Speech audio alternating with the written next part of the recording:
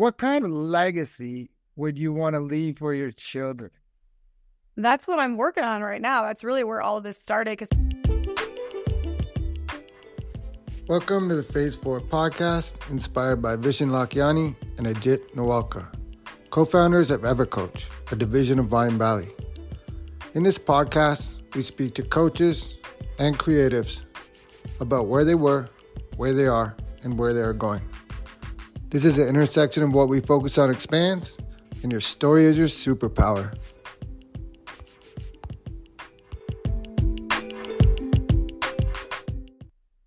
My guest today is Brittany Racine. She is a realtor and a TV host on American Dream Network. Today we're going to talk about growth mindset, resilience, legacy, and a lot more. And Brittany, welcome to the podcast. Thanks for having me. Yeah, definitely grateful. And I always kind of just begin with, tell us a little bit more about yourself and how did you end up in that space? So I started real estate 11 years ago. And since then, I have 2 kids. I have 2 boys. One just turned 11, so I was pregnant with him when I got licensed. And then I have an 8-year-old. So they both keep me busy, but I like real estate because it's a demanding schedule, but it's relatively flexible if I can work around my mom stuff that I have to do. So that's really worked out well. I got divorced 5 years ago, so I'm a single mom of both the boys now, which has been hard to shuffle, but now that they're both in school full time, I have a lot more time that I can really focus on growing my business and still kind of balance between the two. Yeah, that's awesome. So I have a 10-year-old and an 8-year-old, so I can kind of relate. It's a 10-year-old boy, 8-year-old girl. Okay, yeah. It was a lot.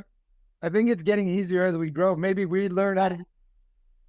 I think it gets easier for sure. I mean, both the boys, they're always butting heads, but they're, 2 years apart. So my other one will be 9 in December. But yeah, it's definitely easier once they get into school and then the sports where you can just drop them off at it. And they all take care of each other.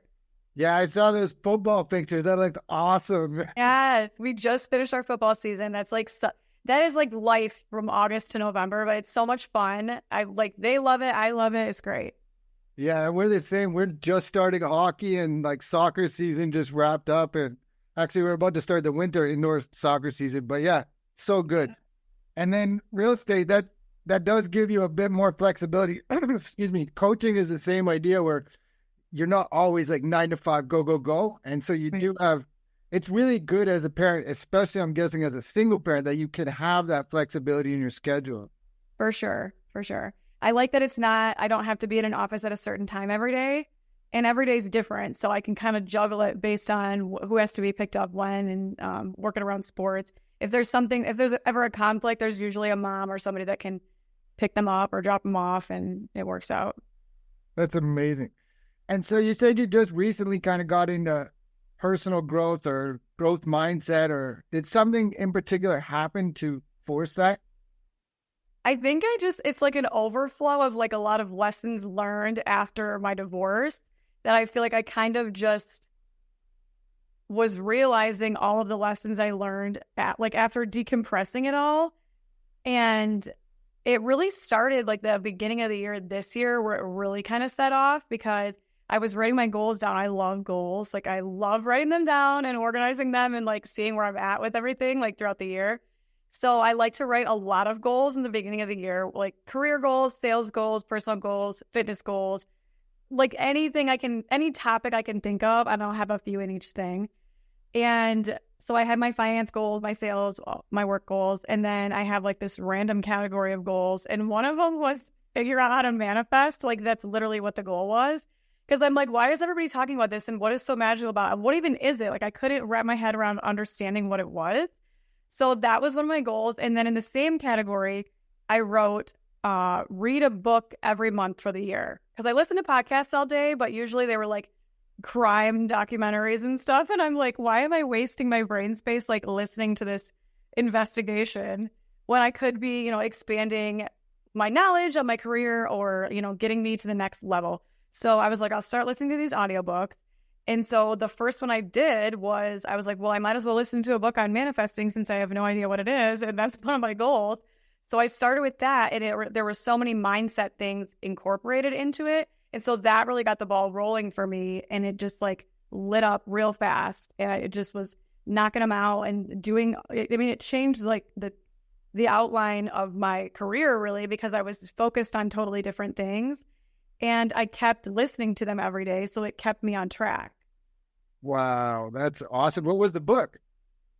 So I started with Super Attractor by Gabby Bernstein, which is a little bit out there if like that's not your thing, but it was really good. I feel like she had a lot of really good tips of how to actually implement and do the manifesting without just assuming you're doing it right. Like it was a good outline for that, but it was a little bit spiritual out there if that's like not your thing. It's a little in that, but it was really good. So I liked that one a lot. And then I also, one of my other favorite ones, I read this one earlier in the year too, is The Alter Ego Effect by Todd Herman. That one was amazing for mindset, but also just building confidence and like kind of letting go of insecurities in yourself. I don't know if you've read that one. But you're definitely in the right place with Gabby Bernstein. It's not too out there. I love Gabby. Yeah, she's great. But that was my first, like, she was the first one off the bat that I picked up. So it was like, all right, I'm really diving into this hard right away. But so The Alter Ego Effect was one where I don't know if you've heard Beyonce and how she like has like her stage character, like Sasha Fierce, that she like is when she's on stage, but then like when she's not on stage, she's just Beyonce. So he talks about how whatever it is you're insecure about and whatever you feel like you're not good at, say it's your job, or say it's parenting, or say you're, I don't know, teaching a class that you feel awkward standing in front of. He makes you create like almost a persona of who you want to be, or like someone that you look up to. Like it could be, I don't know, Rihanna if you want, or whoever it is. And then you kind of kind of transition into that character in that situation. So in a workplace, it would be like, okay, maybe I have a lot of men who are intimidating and I'm scared. So I'll be quiet and to myself. They have you kind of channel your inner Rihanna, and then you're not like, you don't feel as inferior. So it's like it's really interesting how he has you do it though. But it's really good. And it could be in like relationships. If you're, being taken advantage of by somebody, it could be work. It could be parenting. It could be in any situation. And that one was really good. I love it. It's like the opposite of Slim Shady. I have a tool I use with clients called My Five. And there's a saying by Jim Rohn, and he was like Tony Robbins' mentor. But the saying is, you become the 5 people you hang out with the most. So you get parts of each of them, right? And so during COVID, I was facilitating like mental health groups for anxiety, depression. And I came up with this tool because the people were like isolated, nothing to do, right? And so I did like, you don't have to know your mom, your uncle, whatever. You can go online and find these people. Someone like Gabby Bernstein. Yeah, just follow them. Yeah, and then take pieces of identity from them that work for you, that resonate with you, and just drop the rest. Right, but you have to like make sure that you're listening to them or connecting with them somehow like every single day, which is why I love the audiobooks and the podcast, because I can listen to them while I'm working and while I'm running the kids around, or if I'm in the car or doing laundry. I can constantly be in that mindset that's like pushing me to the next thing. Right. I guess I forgot to tell you the rest of that tool. So it's 12 minutes a day. Okay. It's 1 hour a day. And with 5 people, 12 minutes, 12 minutes, 12 minutes. And then it's 1 hour a day. And then after 3 months, you're like, okay, your identity changes. Nice. That's awesome. I like that. And then one other one about the crime podcast. I just heard this stat the other day. 75% of podcasts are crime or true crime. Really? I was like, that is a huge number, right? I mean, I've listened to a lot of them, but some of them are like repetitive. But I don't know. I don't like when they have like, if it matters the flow of the podcast. For sure.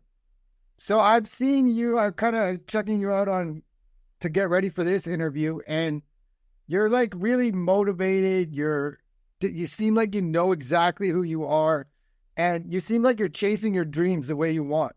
And so my question would be, what do you think is the biggest obstacle that people face in pursuing their dreams? Maybe something you learned to overcome in the past. I think people don't know what they want, which is the hardest thing when someone asks you, what do you want? I feel like I'm still figuring that out. Till like the end, I'm still figuring out. Like I know what I want now, and I know who I am, but like where I'm going, I don't exactly know where that is yet. But I think some people have absolutely zero direction with where they're going or who they even want to be. And I also think that one thing that's really holding people back is they don't even know that they're capable of being whatever it is that they want to be. Like they're like, oh, I'm not good at that, so it works out for that person, but that's just not me. I can't do that. Like, I'm not good at this. It's like, you got to make yourself good at it. So either you can just accept like sucking with your life and not liking it, or figure out how to be that. Figure out how to get good at that. Learn about that. Figure out what you can do every day to take one step in that direction to become whatever it is you want to be, or however you want to feel. The book that's coming up for that it's called A Long Walk to Freedom by Nelson Mandela. And this guy, we know the story. He was in prison for 27 years in a tiny cell being treated horribly. He used to run for 45 minutes every morning on the spot. And like, man, I can't even think about running for 45 seconds on the spot. Right? But I think, so is there certain habits that you've implemented that have helped you along this journey?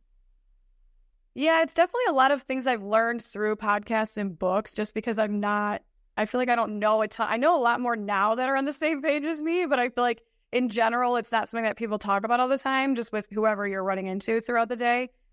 So that definitely helps. I love listening to the books, but I think a lot of them have different types of techniques that you can implement every single day and kind of retrain the way that your brain talks to yourself. Like, I think we think that, oh, I feel this way, so like they just assume this is how I feel. Well, if you don't like how you feel about it, you have to actually tell your brain, I don't want to feel like this about that anymore. But it's such a, like, I've never heard anybody really talk about it unless you go look for it. 100%. So I feel like you have to look for it. Yeah, we got something like 60 to 90,000 thoughts a day, and most of them are the exact same as the day before. And so the guy Joe Dispenza is the one who talks about it, but he's like, so we're literally living in the past. Like, we just have the same thoughts. And another thing about that is we just have thoughts and we accept them as truth. Not wait, that was huge for me. Yeah. Right. I guess one of the questions I'd like to ask everybody is, this is the Phase 4 podcast, and Phase 4 in the 6-phase meditation by Vishen Lakhiani is about creating a future 3 years from now. So where is Brittany 3 years from today?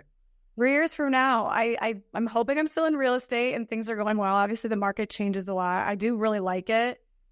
I'm kind of working on some side things. So I'm hoping whatever my side thing is that I end up like being like, this is the one, is established by then. So I don't really have that fully. I'm still working on it. I'm experimenting right now. So I'm hoping in 3 years that will also be a little bit more grounded. And I'm just kind of running with both. Yeah, for sure. Helping the people who are kind of on, like, just starting the same path that I'm on. So I think sometimes it's hard to get started because you're like, it's so foreign to the way that we're taught to think and act and, do things every day. Yeah, 100%. Like, I was, for most of my life, this person, and I thought like it's happening to me and I'm a victim, and that learning and reading all these books, and it's just like, whoa, you could actually make it up. And so now I purposely make it up in advance. And that group that I was telling you about, they're very stuck in that mindset where like, I cannot do anything. And these are the 3 limiting beliefs. It's not for me. I can't do that. And like, that's for someone else. But it could be. It's just a choice, right? And so the manifesting thing, we're doing it no matter what. When you say it's not for me, then the universe is like, okay, fine, I'll put it somewhere else. Things, yeah. I got a question. How do you manage that time when you have 2 kids, plus you're real estate, you're doing a TV show, you're doing everything, side hustle? Where do you find the time? I don't know. I feel like people ask me this all the time. They're like, how are you doing all of these things? And I'm like, I don't know. I'm just doing them all. But I feel like I'm very self-motivated, so I don't get tired very easily physically. Sometimes my brain hurts, like over the summer when the kids were home every day and I was trying to like do work. I'm like, my brain, like my brain hurts. It's not even a headache. It's a brain ache. Like, just because I was constantly interrupted. But I feel like we're also so focused on, I'm tired, I need a rest day. And there's too many rest days. You don't need to rest that much. Like, it's like when you sleep too much, you're more tired. Like, get up and start moving.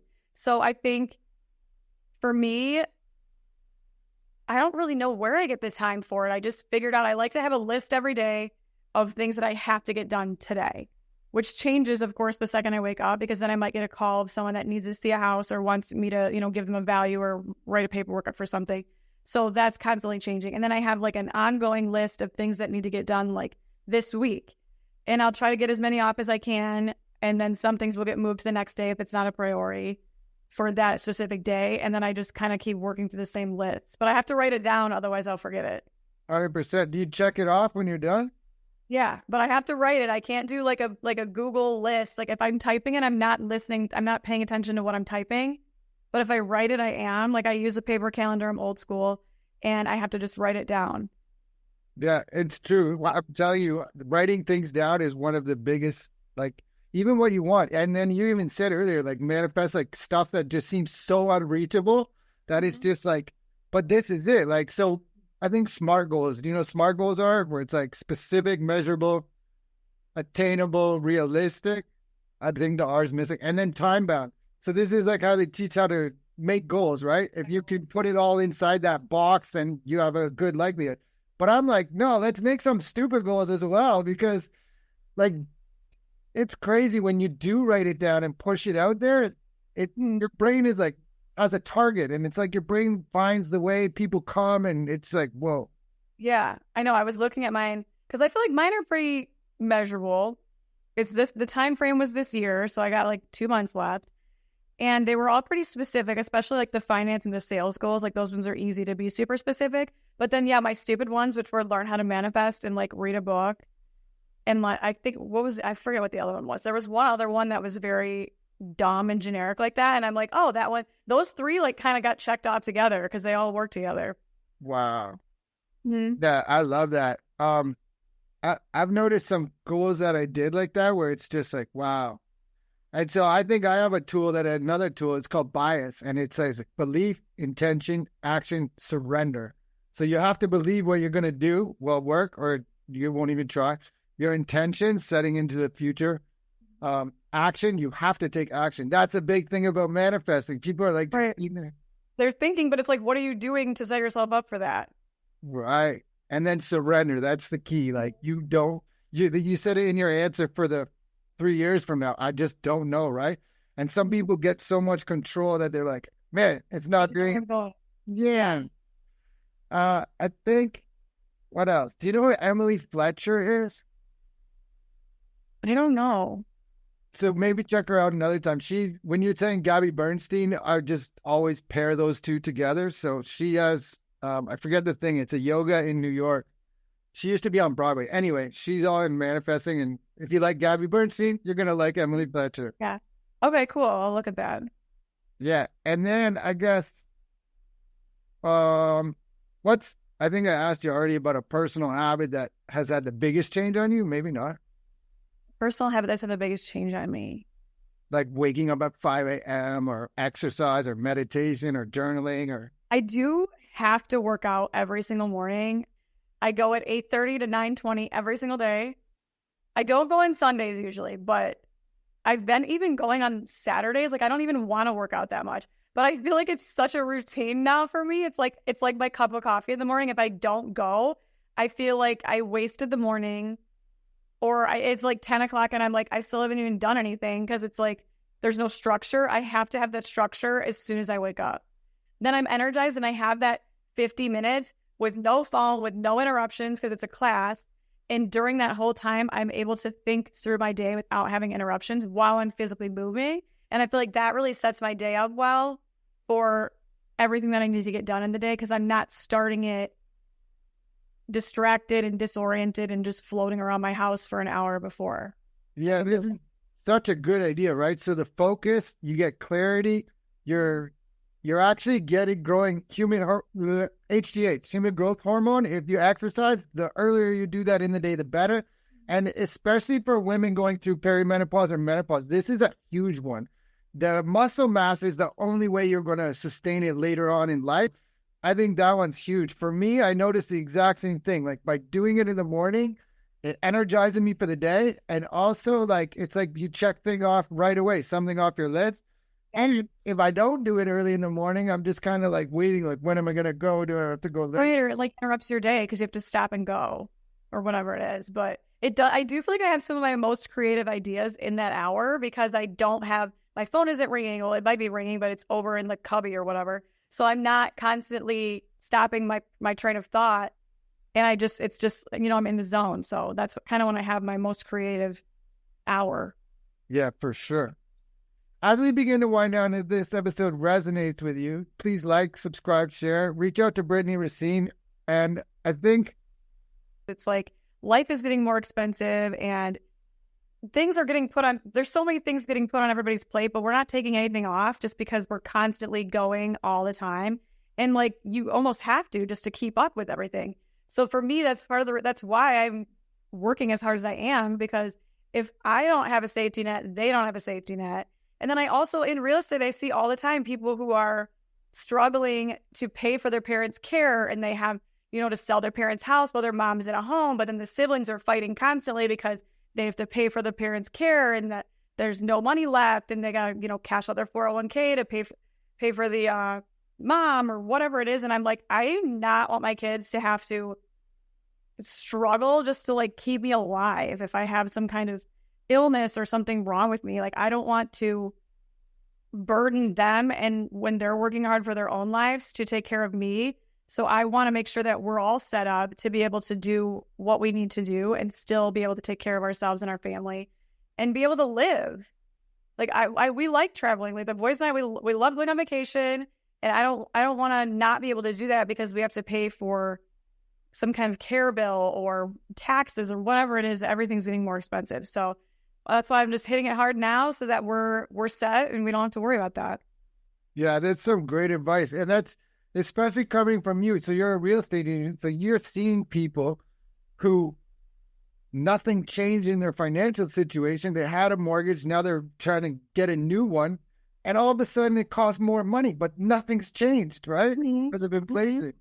They have a house that they bought, 2 years ago for $300,000, which is worth more now. It might be worth $450 now if they bought it, 10 years ago, but they can't afford something that's $500 because the interest rates are so high. So they're like, well, why would I sell my house that's now only worth $500 to buy another house that's $500 that's basically the same as what I have? Yep. This happened in Ireland way back in the day. There was something called the Celtic Tiger. It came through and boosted the economy. So all the houses went from 200,000 to like 800,000, and then it popped. And then So these people are stuck with these houses that they can't even afford, but they can't sell them either. And it's like, right. No, I don't think we're in that because people can afford the houses that they bought back then because the rates were so much lower. But yeah. I mean, I don't think it's going to crash. It's not going to crash by any means. I mean, especially the areas that I'm in primarily, like they're all growing in value so much. So I'm not worried about that. But I mean, just not even just interest rates, just like groceries and just like the cost of living, insurance, everything is so much more expensive. And every year it goes up. So it's like, I can't be making the same amount of money that I was making 2 years ago and just be like, all right, cool. I'm doing really well. I might as well just keep going. Like, because like all the other factors are going up. Yeah, it's crazy. I'm even just like Cheerios, right? Like Cheerios and milk is like $20. Right, they're like $6 for like a box of cereal. Can we talk a little about your show and TV host and all that good stuff? Yeah. So I got into that. So I started doing a lot more social media marketing earlier this year when I really was, restructuring my goals, and I was listening to a lot of books on like marketing and just business branding and stuff. So I started really digging into that, which I hated doing. I hate making videos and being like, let me tell you about this. I'm like, what am I doing? Whatever. But I just got over it and I was like, I'm just going to try it because everybody says it's working for them. So I'm just going to give it a try. So I started doing that, and it kind of started just getting me more recognition, and I was getting opportunities that were not necessarily real estate, but just like people who wanted me to collab with their businesses. And I'm like, all right, yeah, I can do that. So I started working with them. And then somehow throughout all of the videos and everything I had done this year, the TV show reached out and asked us to do the show. So I work with my mom. So she's the one that is on the show with me. But so they found us on a lot of the videos that I was making, and they reached out and asked us if we wanted to do it. So she originally was like, I don't know if I want to do it. And I'm like, we're saying yes. Like, I am in my yes era right now. I'm saying yes to all the things because who knows what's going to come from, you know, an opportunity. So we started doing it, and we've done 2 episodes. I'm planning for my 3rd one right now. So we feature a business and a home. It doesn't have to be listed necessarily. It doesn't have to be my listing. It can be just any house. If you have a really cool house that you're like, oh, we have an awesome basement, you can feature it into the show. So we can pick one business and one house per episode. And it's really just promoting local businesses, but using a really big platform for that. So that's been really fun. I like doing the business part of it just because a lot of the local businesses are super excited to just have that leverage. So we can do it all over the state of Michigan. The last one we just did was up in Traverse City, and we did a business, and then we got a listing out of it. So somebody wanted us to list their house to feature it in the show. So it was 12 hours. We got a full price offer, like overnight. I listed it at like 8 o'clock at night, and there was an offer in my inbox on the next morning. Wow. So this is manifesting. So you say yes, right? Yeah. You're wanting to sell houses, but you're saying yes to something that has nothing. It's over here. Yeah. And because of that, then you get to what you're trying to manifest. So it doesn't happen the way you want, but it still ends up happening. It's really weird because when I started doing clothes, I was doing affiliate marketing for like LTK for clothes. So I was doing all these real estate videos, and people were commenting. They're like, oh, like, I like your outfit. Where'd you get that? I'm like, but don't you like the house? And it was constantly like people asking me about my outfits or like where I got whatever I was wearing. So then I'm like, all right, well, I'm just going to cross market this. So if you want to look at my profile and see my weird outfits, I'm still going to shove all this real estate in your face anyways. So they don't even know that I'm actually advertising real estate to them because they're following me for outfits, but I can give them both. And so I was kind of just doing all of it. And then that's where these other opportunities came from. Yeah, people need clothes and shelter. Yep, for sure. If you could go back and tell your younger self, 5 years, 10 years, whatever, one piece of information, what would it be? Stop listening to other people. Do not take advice from other people. So I feel like I took so much advice. I'm constantly like one of those people that needed to be validated. Like I'd have these crazy ideas, and then I would be like, is this a good idea? Should I do this? I don't know. And then I'd second guess everything that I thought because I'm taking everybody else's opinion into play. And I'm like, then I do what they say because I'm like, okay, well, they probably know more than me. There are so many dumb people out there giving advice, but they don't tell you that it's not good advice because it's their opinion. But it's like, I did so many things based on other people's advice and opinions that I forgot that I even had like my own advice for myself. And so I really started listening to that, and that changed everything. I'm with you. I used to be the same, and I had so many great ideas that were ahead of their time. And my friends are like, you're an idiot. And now I'm like, look at it. Well, like, you're actually an idiot. I should have listened to myself. Right. So trust your gut, trust your intuition. They're there. Yeah, listen to yourself and stop telling everybody everything. You don't need their opinion and their approval for every decision that you make. That was huge for me. Amazing. Mine is like, just, you can do anything. And that group that I'm telling you about, I wanted to prove it to them out of anything. So I never ran. And then I'm like, I'm going to run a marathon. They're like, well, you can't do that. Like, you don't know how to run. I'm like, I don't know. They're like, you believe you can really do that? I'm like, no, I don't believe I can do it today, but I believe I can work my way towards it. So I did it with them week by week over like 4 months, showed them. And now all of a sudden there's people who are like not even leaving their house or going to the gym, lifting weights. And I'm just like, yeah. Yes, I love that. Yeah. So I guess I kind of let the guests take it wherever they want at the end. And if it's something to sell, please sell it. If you have a message of hope or inspiration or anything, just wherever you want to take it away. I guess another thing I learned this year is a lot of people are very driven by their fears. Like, they're driven about what could go wrong and how to stay in like a zone of, they're driven by they make their decisions based on fear instead of based on possibility. And I also think that people don't know how to control their thoughts and how to push themselves, which I'm pretty self-motivated. I was a personal trainer before I was a real estate agent. So I have that like fiery, like I'm just a fiery person.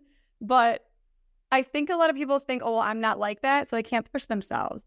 But it's like you can be like that. You just have to train yourself to be like that. And that was huge for me too. And it was the same thing with the insecurities. I can't do this because I'm scared. No, you have to push yourself to do it. And half the time it's like we think, what if somebody judges me for this? They're going to judge you for what? One day? Nobody's going to be talking about this a week from now. Like, get over it. Who cares? You fall on your face, people will laugh at you. Nobody's thinking about it still in a couple of days from now. Something else happened by then. So even if you do have these little things where you feel stupid about it and they make you feel insecure, just who cares? I love it. I had a goal last Sunday. I had 3 goals. One was to run 50 kilometers. One was to, if I couldn't do that, run 45 kilometers because I turned 45 last Sunday. And then the third goal was just to finish a marathon, which is 42, so 26 miles. I'd got my third goal. I didn't get the other 2 goals, but I don't care. I tried to do it. You know what I mean? Instead, yeah, you're like, I wish I tried. Right.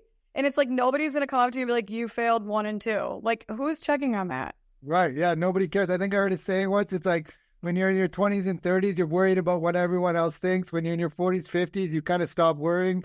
When you're in your 60s and 70s, you realize nobody was even thinking about you. Yeah, right. For sure. And I think, too, the people that are judging you, because I'm sure people judge all the time, it's like, I'm not wasting my time caring about what that person thinks if what they're focused on thinking about is what I'm doing. Like, they're bored. Worry about yourself. That's huge, right? Because 100%, especially I notice this in business a lot, is that anyone talking about you, they're not doing anything. That's why. The people who are going to help you, they're there to help you and lift you up and support you. So definitely. I think it's huge to get involved in groups too that are on like similar paths with you. Even if they're people you don't know. Like, I've met so many friends this year that don't even live in my state. And I might not even physically have ever met them, but I still talk to them every single week, and they always encourage me and they always give me ideas, and then I give them ideas. It's weird to surround yourself with people. Like, there's so many that will do that for you and that will help you and that you can help, but sometimes they might not necessarily be people that you run into every day. The power of the mastermind, and everybody's going towards the same, just improving yourself, your life, everything. And I don't care if it's raining or who's going to be president or the price of gas. Like, let's go this way instead. Yeah, for sure. All right. Well, I am so grateful for your time. My final question is always, how can people reach you? So I'm on Instagram at Brittany Racine _. That's probably my easiest platform that I'm on the most. And then I'm on Facebook at just Brittany Racine. Those are my two main platforms. Amazing. Yeah. Brittany, I'm so grateful for your time today. This was awesome. Thank you so much. Yeah, thanks for having me. It was fun.